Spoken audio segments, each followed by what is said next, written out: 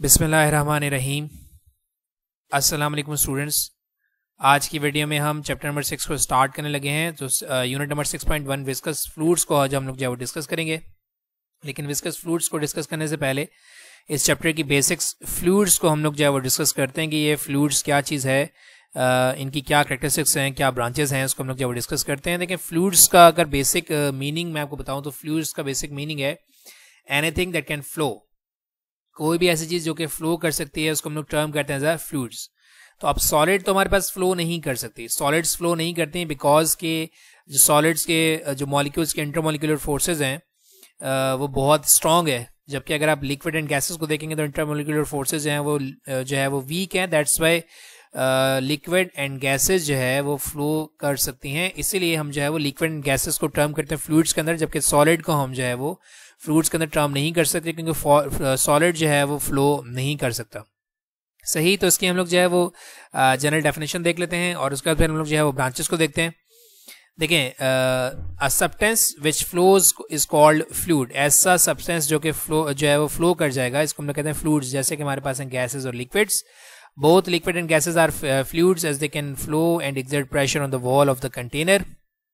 जो आपके दोनों लिक्विड एंड गैसेज हैं इनको हम कहते हैं फ्लूइड्स, और ये क्या करते हैं वॉल के ऊपर जो है वो प्रेशर एक्सर्ट करते हैं क्योंकि इनके अंदर जो एवापोरेशन का प्रोसेस होता रहता है। सही, तो सॉलिड ऑब्जेक्ट्स के अंदर एवापोरेशन का प्रोसेस नहीं हो रहा, दैट्स मीन्स कि वहाँ पर इंटरमोलिकुलर फोर्सेज जो है बहुत स्ट्रॉन्ग हैं, इसीलिए हम जो है वो सॉलिड को जो है वो टर्म नहीं करते फ्लूइड्स के साथ। फ्लूइड्स में हमारे पास दो चीज़ें हैं, लिक्विड एंड गैसेज। तो फ्लूइड्स के लिए हम लोग जो है वो मतलब डिवाइड करते हैं ब्रांचेस के अंदर। The study of fluids are subdivided into two branches that are hydrostatics. ऐसी स्टडी जिसके अंदर आपके फ्लूइड्स हैं और रेस्ट में हैं, इसको हम लोग कहते हैं हाइड्रोस्टैटिक्स। और दूसरा हमारे पास क्या है, fluid dynamics, the study of fluids in motion. सही, तो फ्लूइड्स के अंदर दो चीजें टर्म करें हम लोग, लिक्विड को टर्म करें और गैसेस को टर्म करते हैं, तो उसको हम लोग जो है मजीद डिवाइड कर देते हैं हाइड्रोडायनेमिक्स में, जिसको हम लोग जिसमें हम लोग डिस्कस करते हैं study of motion of liquids को। और दूसरा हमारे पास क्या है, एरोडायनेमिक्स। एरोडायनेमिक्स का मतलब है कि आप गैसेस के मोशन को डिस्कस कर रहे हैं। सही, ये इंपॉर्टेंट चीज है एरोडायनेमिक्स, जिसके अंदर हम लोग जो है वो गैसेस के मोशन को जो है वो डिस्कस करते हैं। सही, तो ये हमारे पास है फ्लूइड्स का बेसिक स्ट्रक्चर, यानी कि बेसिक्स ऑफ फ्लूइड्स। इसके बाद हम लोग चलते हैं आगे। नेक्स्ट हमारे पास क्या है, इंपॉर्टेंट चीज that is called the viscosity. Right, अब विस्कोसिटी क्या है, देखिए अगर बहुत जनरल से अगर आप बात करें ना, तो जैसे आप बचपन से पढ़ते हुए आ रहे हैं कि अगर जो है वो लिक्विड की थिकनेस बहुत ज़्यादा है, लिक्विड की थिकनेस बहुत ज़्यादा है तो वो बहुत ज़्यादा रेजिस्टेंस को शो करेगा। बेसिकली जो रेजिस्टेंस ऑफर करता है लिक्विड आपका, that is called its viscosity. सही, जैसे मैं अब जनरल एग्जांपल में ले लेता हूँ कि मैं पानी को जो है वो मार्बल फ्लोर के ऊपर डाल रहा हूँ और उसके साथ साथ जो है मैं हनी को मार्बल फ्लोर के ऊपर डाल रहा हूँ, तो मैं ये देखूंगा कि वाटर जो है उसकी फ्लो की जो रेट है वो बहुत ज़्यादा है, जबकि हनी की फ्लो की रेट उसके कंपैरिजन में बहुत ज़्यादा कम होगी। क्यों? क्योंकि वाटर की विस्कोसिटी कम है। सही, वाटर की जो हमारे पास इंटरनल रेजिस्टेंस है मॉलिक्यूल्स की वो कम है, जबकि हनी की जो इंटरनल रेजिस्टेंस है वो बहुत ज़्यादा है। That is called the viscosity. सही, देखें, when fluids are in motion viscosity is the key characteristics of fluids. देखिए, जब आपकी जो फ्लूइड्स मोशन करते हैं तो सबसे इंपॉर्टेंट चीज़ हमारे पास क्या है, विस्कोसिटी ही है, विच determine the rate of flow of fluid, जो कि आपको बताएगी कि आपका जो है वो फ्लो ज़्यादा होगा या कम होगा। जैसे मैंने अभी आपको एग्जांपल बताई कि वाटर जो है उसका फ्लो रेट ज़्यादा होगा और हनी का फ्लो रेट कम हो जाएगा due to the high resistance of the molecules of the honey. तो हम यहाँ पर कह रहे हैं the resistance offered by different layers of fluid to its flow is called viscosity. लेकिन जो हमारे जो लेयर्स के दरमियान जो लिक्विड्स होती हैं, यानी कि जो इंट्रामोलिकुलर फोर्सेज हैं, अगर वो ज़्यादा होगी तो आपके पास जो है विस्कोसिटी ज़्यादा हो जाएगी, यानी कि वो जो फ्लूइड है वो ज़्यादा रेजिस्टेंस शो करेगा। जबकि अगर आपके पास इंटरमोलिकुलर फोर्सेज जो है वो वीक हैं, जैसे वाटर के अंदर वीक हैं, या अगर आप जो है वो गैसोलीन पेट्रोल को देखेंगे तो पेट्रोल की इंटरमोलिकुलर फोर्सेज और ज़्यादा वीक हैं, तो उसकी विस्कोसिटी और ज़्यादा जो है वो कम है। तो यही हमारे पास यहाँ हमने रिप्रेजेंट किया हुआ था, resistance offered by different layers of fluid to its flow is called viscosity. और इसके अलावा जो जनरल एग्जांपल सिंपल सी मैंने आपको एग्जांपल बताई, that the thickness of the liquid is called its viscosity. आपका जो लिक्विड है जितना ज़्यादा थिक होगा उतनी ही ज़्यादा उसकी विस्कोसिटी होगी। सही, तो याद करने के लिए सबसे आसान चीज़ क्या है कि आप बस थिकनेस को ज़हन के अंदर रखें कि अगर आपके जो लिक्विड है उसकी थिकनेस ज़्यादा है तो उसकी विस्कोसिटी ज़्यादा होगी। अब देखें ना आप, इसको हम लोग जो है वो थोड़ा सा डिस्कस भी कर लेते हैं। देखें अगर मैं पेट्रोल को देख रहा हूँ तो पेट्रोल की थिकनेस हमें कम लगती है, जबकि वाटर की थिकनेस उसके कंपैरिजन में ज़्यादा है। आप वाटर के साथ आप जो है वो हनी की थिकनेस ले लें, हनी की थिकनेस और ज़्यादा है।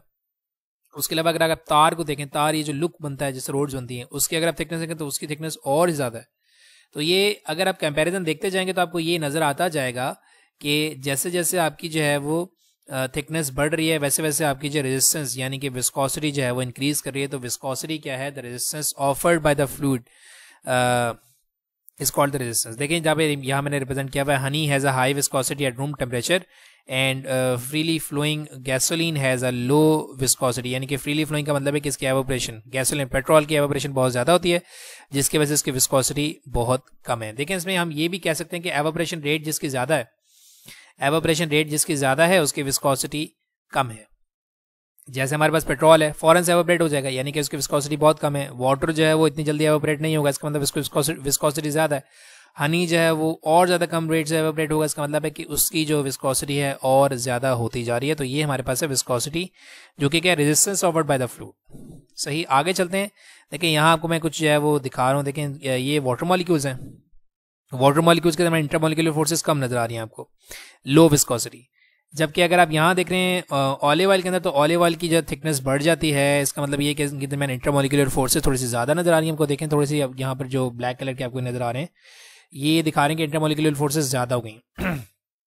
जबकि अगर आप हनी के अंदर देखेंगे तो हनी के अंदर आपको देखें हर जगह इंटरमॉलिक्यूलर फोर्सेस बहुत ही ज़्यादा स्ट्रॉन्ग नजर आ रही है। तो इंटरमॉलिक्यूलर फोर्सेस स्ट्रॉन्ग हो जाने की वजह से आपकी जो विस्कोसिटी है वो ज़्यादा हो जाती है, यानी कि रेजिस्टेंस ऑफ द फ्लूइड जो है वो क्या हो जाती है? ज़्यादा हो जाती है।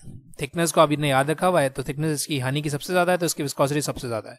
ऑलिव ऑयल की थिकनेस जो है वो हनी की कंपैरिजन में कम है तो इसकी विस्कोसिटी कम है। वाटर की ऑलिव ऑयल के मुकाबले में थिकनेस कम है तो इसकी विस्कोसिटी इससे भी ज़्यादा कम होगी। कोएफिशिएंट ऑफ विस्कोसिटी, देखिए अगर मुझे जो है किसी भी फ्लूइड की विस्कोसिटी बतानी है तो उसके लिए एक न्यूमेरिकल वैल्यू चाहिए। तो ये जो न्यूमेरिकल वैल्यू है that is called the coefficient of viscosity, right. और ये न्यूमेरिकल वैल्यू को कैलकुलेट किया जाता है by using the Stokes law, जो कि आगे जाके हम लोग पढ़ेंगे। तो मैं यहाँ पर यही कह रहा हूँ that the numerical value of resistance to flow of fluid viscosity is called the coefficient of viscosity represented by eta. ETA कहते हैं इसको, ये एन को हम लोग थोड़ा सा जो एक्सटेंड कर देते हैं। सही, ये हमारे पास है coefficient of viscosity. The numerical value of the resistance offered by the fluid is called the coefficient of viscosity, right. अब कोएफिशिएंट ऑफ विस्कोसिटी की हमारे पास यूनिट क्या बनती है? Pascal into second. इसकी यूनिट हमारे पास क्या बनती है? Pascal into second. और हमारे पास कुछ और इसकी यहाँ पर यूनिट्स हैं that 1 pascal second equal to 10 poise and 1 centipoise equal to 1 milli pascal second. अब ये पास्कल इनटू सेकंड ये हमारे पास मेन इसकी यूनिट है ना। ये तो ये पास्कल इनटू सेकंड कैसे आई? ये भी हमारे पास स्टोक्स लॉ से ही आई है। देखें यहाँ पर स्टोक्स लॉ हमारे पास होता है 6 पाई ईटा आरवी। इसको जाके हम लोग डिस्कस करेंगे नेक्स्ट वीडियोस के अंदर। स्टोक्स लॉ को हम लोगों ने पढ़ना है। तो F equal to 6 pi eta r v. यहाँ पर ईटा जो है ये कोएफिशिएंट ऑफ विस्कोसिटी है। तो हम क्या करते हैं, हमने कोएफिशिएंट ऑफ विस्कोसिटी को कैलकुलेट, अगर यहाँ पे देखें न्यूमेरिकल वैल्यू में हमने कोएफिशिएंट ऑफ विस्कोसिटी निकालनी है तभी मैं यही करूंगा कि मैं बाकी चीज़ों को सेपरेट कर लूंगा और ईटा को अलग कर लूंगा, राइट। अब देखें फोर्स की मेरे पास यूनिट क्या है? न्यूटन। 6 पाई कांस्टेंट है, यूनिट नहीं है। रेडियस एंड वेलोसिटी, देखें वेलोसिटी का मीटर पर सेकंड और रेडियस का है मीटर, तो क्या हो जाएगा? मीटर स्क्वायर पर सेकंड, राइट। तो न्यूटन पर मीटर स्क्वायर, न्यूटन पर मीटर स्क्वायर हमारे पास क्या बन जाएगा? ईटा बन जाएगा विस्कोसिटी, राइट। न्यूटन पर मीटर न्यूटन पर मीटर स्क्वायर हमारे पास बन जाएगा पास्कल, सही। तो ये हमारे पास क्या बन जाएगा? पास्कल पर सेकंड। तो ईटा की हमारे पास ये कोएफिशिएंट ऑफ विस्कोसिटी की हमारे पास जो यूनिट बनेगी that is pascal into pascal पर सेकंड, दैट इज न्यूटन। यहाँ मैं दिखा रहा हूँ आपको कि न्यूटन पर मीटर स्क्वायर हमारे पास पास्कल के इक्वल होता है, सही। तो आगे, अच्छा ये पास्कल इनटू ये पास्कल पर सेकंड नहीं है, पास्कल सेकंड है, क्योंकि देखें ये डिनोमिनेटर में ना सेकंड, तो ये ऊपर जाएगा तो ये पास्कल इनटू सेकंड है, ये यहाँ पर गलती हुई है। तो ये पास्कल इनटू सेकंड है, सही। तो इसको सही कर लीजिएगा। ये पास्कल इनटू सेकंड है, ये क्योंकि मीटर स्क्वायर पर सेकंड है तो ये ऊपर आएगा, पास्कल इनटू सेकंड होगा, और यहाँ पर भी पास्कल इनटू सेकंड होगा। देखें यहाँ पर यहाँ सही लिखा हुआ है पास्कल सेकंड, तो इसको सही कर लीजिएगा, ठीक है। आगे चलते हैं, ये मैं जब PDF नोट्स आपको प्रोवाइड करूंगा उसको मैं सही कर दूंगा। कोएफिशिएंट ऑफ विस्कोसिटी के बाद हम लोग चलते हैं आगे। देखें अब इसी को थोड़ा सा हम लोग एलिब्रेट करते हैं ना, कोएफिशिएंट ऑफ विस्कोसिटी को, that substances that flow easily have small coefficient of viscosity आपके पास जो है जिनकी कोफिशिएंट ऑफ विस्कोसिटी कम है, यानी कि उनकी विस्कोसिटी कम है, तो आपके सब्सटेंसेस के अंदर से इजीली फ्लो कर जाएंगे। And substances which do not flow easily have large coefficient of viscosity, और जिनकी कोफिशिएंट ऑफ विस्कोसिटी बहुत ज़्यादा है वो अपनी ही फ्लो के लिए जो है वो डिफ़िकल्टी को फेस करेंगे। जैसे मैंने आपको शुरू में बताया था कि वाटर को आप फ्लो करवा रहे हैं हनी के साथ, तो वाटर की फ्लो रेट ज़्यादा है, हनी की फ्लो रेट कम है, क्योंकि हनी की विस्कोसिटी बहुत ज़्यादा है और वाटर की जो विस्कोसिटी है वो कम है। सही। इन जनरल बेसिकली होता क्या है, the stronger the intramolecular force of attraction. देखिए हमने एक पढ़ा था कि अकॉर्डिंग टू ब्राउनियन मोशन के हमारे पास जो मॉलिक्यूल्स हैं लिक्विड की या गैसेस की, उनके दरमियान इंट्रामोलिकुलर फोर्स ऑफ अट्रैक्शन होती है, राइट। तो ये फोर्स ऑफ अट्रैक्शन जितनी ज़्यादा होगी उतना ही ज़्यादा आपके पास जो है वो विस्कोसिटी होगी। The more viscous the liquid, मतलब कि जितनी ज़्यादा आपके पास अट्रैक्टिव फोर्सेज होंगी उतना ही ज़्यादा आपके पास जो है वो लिक्विड जो है वो विस्कस हो जाएगा, यानी कि उसकी विस्कोसिटी ज़्यादा हो जाएगी। Viscosity cause a part of kinetic energy of a fluid to be converted into internal energy, यानी कि विस्कोसिटी आपकी काइनेटिक एनर्जी को जो है वो कन्वर्ट करा देता है इनटू द इंटरनल एनर्जी। यानी कि डिसिपेट करवा के आपकी काइनेटिक एनर्जी को डिसिपेट करवा के इंटरनल एनर्जी के अंदर कन्वर्ट करा लेता है। यानी कि अगर आप जो है वो फ्रिक्शन से देखें तो फ्रिक्शन से हीट जनरेट होती है, तो बेसिकली ये जो काइनेटिक एनर्जी आपकी इंटरनल एनर्जी को बढ़ाएगी, यानी कि जो आपके मॉलिक्यूल्स के इंटरनल एनर्जी उसको इंक्रीज कर देगी। सही। Effect of temperature on viscosity देखें अंडरस्टूड सी बात है कि अगर आप जो है किसी ऑब्जेक्ट को हीट करना स्टार्ट करते हैं, फ्लूइड्स को हीट करना स्टार्ट करेंगे, लाइक आप जो है वो गैसेस को जो है वो हीट करें या फिर आप लिक्विड को हीट करें, तो एवापोरेशन का प्रोसेस स्पीड अप हो जाता है। सही। तो एवापोरेशन बढ़ेगी तो विस्कोसिटी कम होना शुरू हो जाएगी, राइट। तो यहाँ पर हम लोग यही डिस्कस करें that as the temperature of the substance rises the intermolecular forces of attraction becomes weak and the coefficient of viscosity decreases. जैसे जैसे आप टेम्परेचर बढ़ा रहे हो इंटरमोलिकुलर फोर्सेस ऑफ अट्रैक्शन कमजोर होती जाएंगी और इस तरह से आपकी जो कोफिशिएंट ऑफ विस्कोसिटी है वो बढ़ना स्टार्ट हो जाएगी, राइट। देखें इसको एवापोरेशन को भी ज़हन के अंदर रखिएगा। एवापोरेशन बढ़ी यानी कि इंटरमोलिकुलर फोर्सेस कमजोर हो रही हैं। जैसे जैसे इंटरमोलिकुलर फोर्सेस कमजोर होती जाएंगी वैसे वैसे आपकी विस्कोसिटी भी डिक्रीज होती जाएगी। इसके बाद क्या है, the temperature of the fluid is increases the intermolecular forces of attraction becomes stronger and the coefficient viscosity increases. अगर आपको जो है वो एवापोरेशन का प्रोसेस स्लो कर दिया जाए, यानी कि आप गैसेस को कूल करना स्टार्ट कर दें या लिक्विड को कूल करना स्टार्ट कर दें, तो इंट्रामोलिकुलर फोर्सेस जो है वो स्ट्रॉन्गर होती जाएंगी और इस तरह विस्कोसिटी आपकी इंक्रीज होना शुरू हो जाएगी। लाइक अगर आप जो है वो वाटर को फ्रिज के अंदर रख दें, फ्रीजर के अंदर रख दें, तो वो क्या होना शुरू हो जाएगा, कूल होना शुरू हो जाएगी, इंट्रामोलिकुलर फोर्सेस स्ट्रॉन्गर होती जाएंगी और आपका जो लिक्विड है वो कन्वर्ट हो जाएगा सॉलिड के अंदर, यानी कि उसकी विस्कोसिटी हद से ज़्यादा बढ़ जाएगी। तो ये हमारे पास था विस्कस फ्लूइड्स का टॉपिक, जितना इंपॉर्टेंट चीज़ हमारे पास क्या है, विस्कोसिटी है। अच्छा बेटा यहाँ पर एक चीज़ है, ये पास्कल इंटू सेकंड, इसको सही कर लीजिएगा। ये पास्कल न्यूटन पर मीटर स्क्वायर सेकंड ऊपर जाकर मल्टीप्लाई होगा तो ये पास्कल इंटू सेकंड हो जाएगा। सही, तो इसको सही कर लीजिएगा। ये छोटी सी मिस्टेक्स है, इसको इग्नोर कर दीजिएगा प्लीज़। आगे चलते हैं। कुछ हम लोग जो है वो सब्सटेंसेस और उनकी जो है वो कोफिशिएंट विस्कोसिटी देखते हैं। देखिए यहाँ कोफिशिएंट ऑफ विस्कोसिटी है, ये इसकी यूनिट है पास्कल इंटू सेकंड। ये हमारे पास सब्सटेंसेस हैं जो कि डिफरेंट मैंने लिए में। जैसे सबसे पहले हमारे पास क्या है, एयर की हमारे पास जो कोफिशिएंट ऑफ विस्कोसिटी यानी कि न्यूमेरिकल वैल्यू ऑफ विस्कोसिटी है वो कितनी, एक्सपोनेंट -5। अगर आप वाटर को देख रहे हैं तो वाटर की हमारे पास जो है वो एयर के कंपैरिजन में कोफिशिएंट ऑफ विस्कोसिटी ज़्यादा है। इथाइल अल्कोहल को देख रहे हैं तो ये और ज़्यादा बढ़ रही है, 1.2 एक्सपोनेंट -3, राइट। मरकरी को देख रहे हैं तो और ज़्यादा थिकनेस बढ़ रही है, तो ये आपके पास जो है वो और ज़्यादा जो है इसकी विस्कोसिटी बढ़ रही है। Ethyl alcohol ethylene glycol 20 exponent -3, olive oil और बढ़ रही है, ग्लिसरॉल और बड़ी, हनी, कॉर्न सिरप। तो ये तमाम जो आपको ये जो है वो बिहेवियर ये दिखा रहा है कि जैसे जैसे आपकी थिकनेस बढ़ रही है, आपकी लिक्विड की थिकनेस बढ़ने के साथ साथ आपकी जो कोफिशिएंट ऑफ विस्कोसिटी है पास्कल इंटू सेकंड, ये भी आहिस्ता आहिस्ता आहिस्ता आहिस्ता इंक्रीज होती चली जा रही है।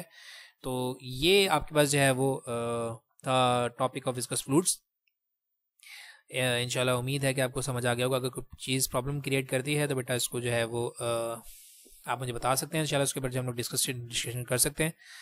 और ये इसको बेटा सही कर लीजिएगा, ये जो पास्कल इंटू सेकेंड है, सॉरी पास्कल पर सेकंड आपको नजर आ रही है, पास्कल इंटू सेकंड है। यहाँ से भी इसको आप देख सकते हैं, ये मीटर स्क्वायर पर सेकंड होगा, सेकंड ऊपर जाकर मल्टीप्लाई हो जाएगा तो ये क्या हो जाएगा, पास्कल इंटू सेकंड। इसको भी सही कर लीजिएगा। सही, तो इंशाल्लाह नेक्स्ट वीडियो में मुलाकात करते हैं। सही, अपनी दुआ में याद रखिएगा। Thank you very much and Allah हाफिज़।